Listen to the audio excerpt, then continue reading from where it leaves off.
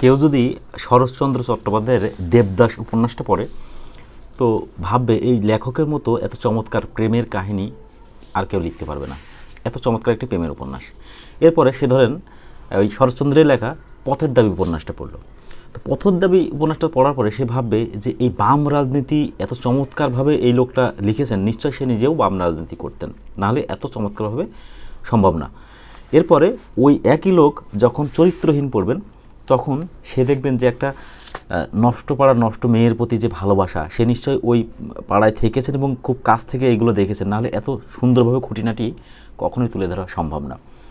এর পরবর্তীতে এসে যখন সে শ্রীকান্ত পড়বেন, শ্রীকান্ত পড়ার পরে দেখবেন যে জীবন কত অ্যাডভেঞ্চারাস হতে পারে, হ্যাঁ, কীভাবে মানে জীবনকে একদম ফু দিয়ে উড়িয়ে দিয়ে রোমাঞ্চিত করে তোলা যায়, বিভিন্ন জায়গায় ঘোরা যায়। এইটা পড়লে, এবং এটাতে অনেক ক্ষেত্রে বলা হয় এটা নাকি তার আত্মজীবনী, মানে সে নিজেও এরকম ভবঘুরে টাইপের ছিলেন, এটাও বলা হয়ে থাকে। এরপরে ধরেন অন্য কেউ এসে আবার বা সেই লোকটাই যখন পণ্ডিত মশাইটা পড়বে, যেটা এই শরৎচন্দ্রের লেখা, তখন সে দেখবে যে একটা শিশুদেরকে কীভাবে ভালোবাসা যায়। এই উপন্যাসে দেখা যায় যে একজন বাবা তার নিজের সন্তান মারা গেছে, তখন সে ওই তাকে যখন দাহ করে ফিরে আসছে, তখন সে একটা সন্তানকে হারাইছে, ফিরে আসার সময় যে শিশুকে দেখছে সেটাকে নিজের সন্তান মনে হচ্ছে। এই সন্তান শিশুদের প্রতি যে ভালোবাসা, এটাও এইখানে চমৎকার করে এই বইটাতে লেখা হয়েছে। তাহলে এই লেখকের চমৎকার গুণ সম্ভবত এটাই, মানে সে যখন যেটা লিখতেছে তখন সেই বইটাকে মনে হচ্ছে যে সে নিজের কথা বলতেছে, নিজে ওই পরিবেশে থেকে বেড়ে উঠেছেন, এভাবেই সে চমৎকারভাবে তুলে ধরছেন ঘটনাগুলো। তো আজকে আসলে যেটি নিয়ে কথা বলবো সেটা হচ্ছে এই যে পল্লী সমাজ, এই বইটি। তো এই বইটি লেখা হয় 1916 সালের জানুয়ারি মাসের দিকে, তার মানে এখন 2025 সাল, 100 শতকের 100 বছরের বেশি টাইমের উপরে। তো তখনকার যে পল্লী বা গ্রামের যে অবস্থা, তো এখন যে খুব বেশি চেঞ্জ হয়েছে সেটা আমি বলবো না, হয়তো আধুনিকতার ছোঁয়া এসেছে, বাট উনি যে সময়ের যে মানসিকতার কথা বলছেন, লোকজনের যে কূটনীতিক বা রাজনৈতিক যে কথাগুলো বলছেন, এখন যে খুব বেশি চেঞ্জ হয়েছে সেটা আমি বলবো না, কারণ আমি নিজেও আমার শৈশব কৈশোর গ্রাম থেকেই বেড়ে ওঠা, তো সেই জায়গা থেকেই বলি। তো এবার এই বইয়ের ঘটনাটা একটু বলার চেষ্টা করি। উনি ওই সময়ের পল্লীর যে অবস্থা এবং পাশাপাশি জমিদারি যে প্রভাব প্রথা, অশিক্ষা এবং কূটবুদ্ধি যারা জমিদার তাদের, এবং মানুষজন যে শিক্ষিত ছিল না, দরিদ্র ছিল, তাদের এই সুযোগটা নিয়ে তাদেরকে যেভাবে শোষণ করা হতো, সেই ঘটনাগুলো এখানে তুলে আনা হয়েছে। তো সংক্ষেপে বলতে গেলে রমেশ নামে একজন খুব শিক্ষিত যুবক, যে মানে গ্রামের বাইরে গিয়ে লেখাপড়া শিখে তার মনে হলো যে আমি, সে গ্রামে ফিরে গেল। গ্রামে ফিরে গেল কী জন্য? যে তার বাবার শ্রাদ্ধ কার্য সম্পাদন করার জন্য। তো তখন গিয়ে গ্রামের যে খুব সংকীর্ণ দশা অবস্থা, লোকজন এই ম্যালেরিয়া প্রভাব, রাস্তাঘাটের অবস্থা, শিক্ষিত না, যার ধরুন ওই যারা উকিলরা আছে তাদের জমি জমা নিয়ে সমস্যা, যারা একটু জমিদার লেভেলের লোকজন আছে, সে নিজেও ওই শ্রেণীর লোক ছিল, তাদেরকে যেভাবে শোষণ করে, তো এই সব কিছু দেখে তার খুব মায়া লাগলো। তখন সে ভাবলো যে আমি গ্রামে থাকবো, একটা স্কুল প্রতিষ্ঠা করলো, তাদেরকে শিক্ষিত করে তুলবে, ম্যালেরিয়া যাতে প্রভাব না পড়ে সেজন্য পরিষ্কার পরিচ্ছন্ন অভিযান করবে, রাস্তাঘাট মেরামত করবে, মানে লোকজনকে নিয়ে ভালো একটা পরিবেশ তৈরি করবে।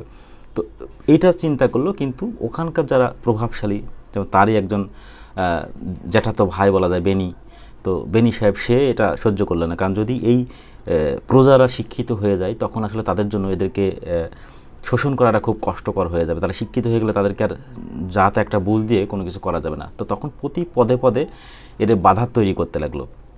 এবং তখনকার যেটা ছিল যে মেয়েদেরকে আসলে খুব বেশি সম্মান দেওয়া হতো না, এরপরে গ্রামের যারা অসহায় লোকজন কোনো কিছু বলে তাদেরকে এক ঘরে করে রাখা হতো, কথা না শুনলেই, এদের কথা না শুনলে। তো এখানে দুইটি ঘটনা খুবই উল্লেখযোগ্য।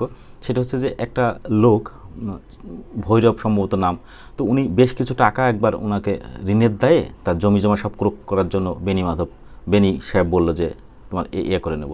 তো তখন উনি কান্নাকাটি করে রমেশের কাছে গিয়ে পড়লেন। রমেশ বলল ঠিক আছে, তোমার টাকা আমি দিয়ে দেবো, মানে টাকা না দিলেও জেল জরিমানা হয়ে যাবে, জেল খাটতে হবে। তো ঠিক আছে। পরবর্তীতে দেখা গেলো কি, ওই যে টাকা নিয়ে তখন তার কাছে গেল, উল্টা সেই টাকা ভাগাভাগি করে ও নিল, কিন্তু উল্টা রমেশকে এক ঘরে করে ফেললো। কীভাবে? যে যাকে সে টাকাটা দিয়ে উপকার করলো এবং ফ্রি অফ কস্টে দান করে দেওয়ার মতো, তার বাড়িতে অনুষ্ঠান, গ্রামের সবাই গেছে, যে লোক তার বিপক্ষে মামলা করছিল বা কেস কালামের ভয় দেখাচ্ছিল তাকে পর্যন্ত নিয়ে গেছে, কিন্তু রমেশকেই জানায়নি। তো রমেশ যখন এটা জানতে পারলো তখন সে নিজে ওই বাড়িতে গেল এবং তার সাথে খুব খারাপ ব্যবহার করা হলো, তাকে বাড়িতে ঢুকতে দেওয়া হলো না, সেখানে তার মেয়ে ঝগড়াঝাটি করলো, তাকে ওখান থেকে বের করে দেওয়া হলো, এই একটা ধাক্কা। তো এখানে পরবর্তীতে আরেকটি যে ধাক্কার কথা, আরেকটি কষ্টের কথা, সেটা হচ্ছে যে এই রমেশকে 6 মাস জেল খাটতে হয় এবং সেই জেলও এই বেনি চক্রান্তে খাটতে হয়। এবং সেখানে রমা নামে, যাকে ছোটোকালে এই রমেশ খুব পছন্দ করতে, ভালোবাসতো এবং ভালোবেসে তাকে রানী নামে ডাকতো, তাকে সাক্ষী দিতে বাধ্য করা হয়, না হলে এই রমাকেও একঘরে করা হবে, তার বাড়ি থেকেও যাবে না। তখন সে একটা মেয়ে মানুষ বাধ্য হয়েই সাক্ষী দেয় এবং তার সাক্ষীতে 6 মাসের জেল হয়, যেখান থেকে আসলে রমেশ তার প্রতি একটা ভুল বোঝাবুঝিটা তৈরি হয়। তো এই যে 6 মাস জেল খেটে যখন বের হলো, তখন যে বেনির নেতৃত্বে তাকে আসামি করে ওই 6 মাসের জেল খাটানো হলো মিথ্যা মামলা দিয়ে, সেই বেনি তার লোক দলবল নিয়ে তাকে ফুলের মালা দিয়ে বরণ করে নিয়ে আসলো এবং আসার পথে তার কানে এত কুমন্ত্রণা দিল যে আসলে রমাই এখানে দোষী সাব্যস্ত হয়ে গেল, যদিও সে চক্রান্তের শিকার ছিল।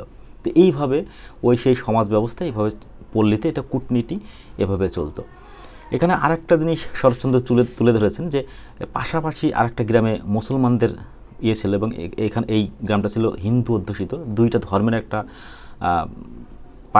পারিপার্শ্বিক যে পরিবর্তন বা ওদের যে এটা তুলনামূলক একটা বিশ্লেষণ এখানে করেছেন, যেটা এই বইয়ে পাওয়া যাবে।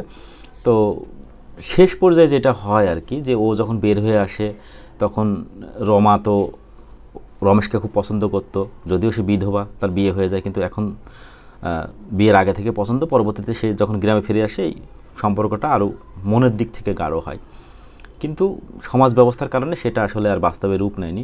উল্টা দিক থেকে রমেশকে ভুল বোঝানো হলো, তখন দুজনের মধ্যে আসলে মুখ দেখাতে কি বন্ধ। এদিকে এই যে ওকে ভুল একটা সাক্ষী দিয়ে রমেশকে জেল খাটালো, এইটা রমাকে কুড়ে কুড়ে খায় এবং সে এক পর্যায়ে অসুস্থ হয়ে যায়। তখন সে চিন্তা করে সে কাশী চলে যাবে, তীর্থে চলে যাবে। আর এদিকে এই যে বেনি, এর যে মা, সে তো রমেশের জ্যাঠাইমা, যেহেতু বললাম চাচতো ভাই, তো বিশ্বেশ্বরী ওনার নাম, ইনি আবার খুবই ভালো মহিলা ছিল। এবং ওই সময় এই লেখকের লেখনীতে যেটা তুলে আসা হচ্ছে যে উনি খুব জ্ঞানী টাইপের, মানে অশিক্ষিত হলেও খুব জ্ঞানী মহিলা ছিল এবং যা বলতো ভবিষ্যৎ দেখে বা মোটামুটি সবই কাজে লেগে যেত এবং ওনার কাছে সবাই পরামর্শও নিত। গুরু মাতা টাইপের একজন লোক ছিল, খুব ভালো ইয়ে। তো উনি ন্যায় অন্যায়ের বিচারটা করতেন। তো যদিও ওই বেনি ওনার ছেলে, বাট উনি মারা যাওয়ার পর ছেলে তার মুখ অগ্নি করুক এটা উনি চান না এবং রমেশকে খুব স্নেহ করতো, ভালোবাসতো। এক পর্যায়ে রমেশ থেকে গ্রাম ছেড়ে চলেও যেতে চেয়েছিল, উনিই তাকে বুঝিয়েছিলেন যে তুমি শিক্ষিত, তোমরা যদি মুখ ফিরাই নেবে গ্রাম থেকে, তাহলে গ্রামের লোকজন সারাজন অসহায় থাকবে, তোমাকে থাকতে হবে, স্কুল করতে হবে, লোকজনদের শিক্ষিত করতে হবে। তো তার কথাই একসময় রমেশ আসলে থেকে যায়। তো এই বিশ্বেশ্বরী আর ওই রমা এরা তীর্থে চলে যাবে, কারণ রমাও বিশ্বেশ্বরীকে খুব পছন্দ করতে, মানতেন যে ছেলের হাতের মুখাগ্নি সে নিবে না।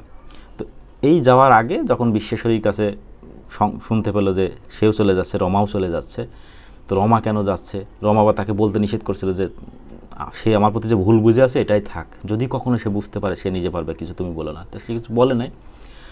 তো যাক, শেষ পর্যায়ে এসে বইটা শেষ হচ্ছে এরকম, জোড়াতে তীর্থে চলে যাবে, সেই মুহূর্তে বিশ্বেশ্বরীর কাছে রমেশ গিয়েছে যে আমাকে বিদায় দাও। তখন বিশ্বেশ্বরী এই রমা সম্পর্কে আসলে রমেশকে তখন ভুল ভাঙানোর জন্য কয়েকটা কথা বললেন, যেটা আসলে পুরা বইটাই তো আবেগে ভরপুর এবং জটিল কুটিল সব রাজনীতি নিয়ে, বাট এই জায়গাটা পড়লে আপনাদের খুব ভালো লাগবে। যে ও সেকে বলল যে রমেশকে বিশ্বেশ্বরী বলছে, এ কি অর্থপূর্ণ মঙ্গল অভিপ্রায় তারই না শুধু আমাদের সমাজের খেয়ালের খেলা। ওরে রমেশ, তার মতো দুঃখিনী বুঝি আর পৃথিবীতে নেই। বলিতে বলিতেই তাহার গলা ভাঙিয়া পড়িল। তাহাকে এতখানি ব্যাকুলতা প্রকাশ করিতে কেহ কখনো দেখে নাই। রমেশ স্তব্ধ হইয়া বসিয়া রহিল। বিশ্বেশ্বরী একটু পরেই কহিলেন, কিন্তু তোর উপর আমার এই আদেশ রইল রমেশ, তাকে তুই যেন ভুল বুঝিস নে। যাবার সময় আমি কারো বিরুদ্ধে কোনো নালিশ করে যেতে চাই নে, শুধু এই কথাটা আমার তুই ভুলেও কখনো অবিশ্বাস করিস নে যে তার বড় মঙ্গলাকাঙ্ক্ষী তোর আর কেউ ছিল, মানে তার মতো মঙ্গল তোর আর কেউ চায়নি, সেটাই বলতেছে। এভাবে তারা পরবর্তী তীর্থে চলে গেল, বইটা শেষ হয়ে গেল এভাবেই। তো এটা এই পল্লী সমাজের যে দুঃখ দুর্দশা এবং যে কূটনীতিক রাজনৈতিক যে দোলাচল, এটা চমৎকার একটি বই, সেটার একটি উদাহরণ। এবং যারা আমার মনে হয় সমাজ বিজ্ঞানে পড়ে, স্নাতকোত্তর করে, তারাও এই বইটা অনেক সময় পড়ে থাকতে পারে। খুব চমৎকার একটি বই, সময় পেলে পড়ে দেখবেন। আল্লাহ হাফেজ।